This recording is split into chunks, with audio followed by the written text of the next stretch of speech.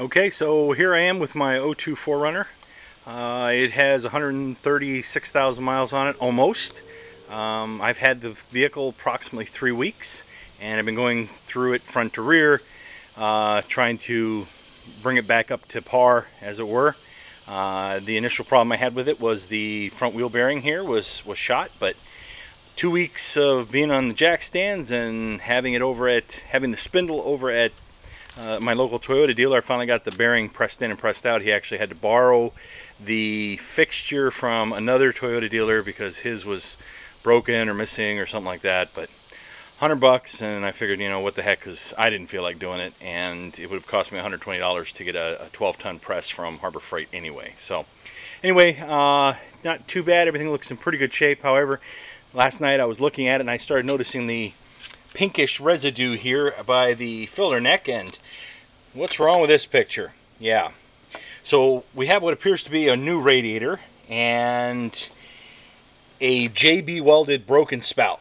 So I don't know if some mechanic was trying to do the previous owner a favor or whatever and put in a new radiator for him and they broke the spout off.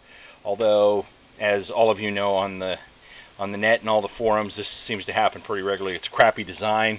This thing is all the way out and it's lonesome here, and usually the fix has either been to tap in a brass fitting which leaks, or go ahead and replace the radiator. Well, radiators go for between $75 and $150, so that's not too big of a deal. However, considering all the work and money I've already put into this thing, I'm really not interested in putting in a new radiator to replace the new radiator with the broken spout. So I may just leave it and drive as is, and it seems to be okay even in the Florida heat here.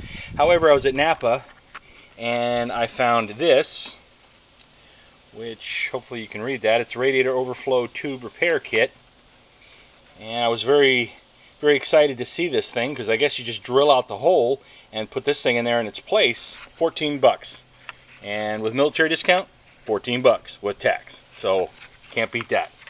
So I'm hoping that'll work. I'm going to give it a try here in just a few minutes, and hopefully we'll go there. My concern is, you see that little hole right there underneath at the very edge of the ridge? I'm not sure that's going to work all too well. There's not a whole lot of material to work with here, and this is a pretty big setup on the way that thing's set up there. It's got the nice curvature on it.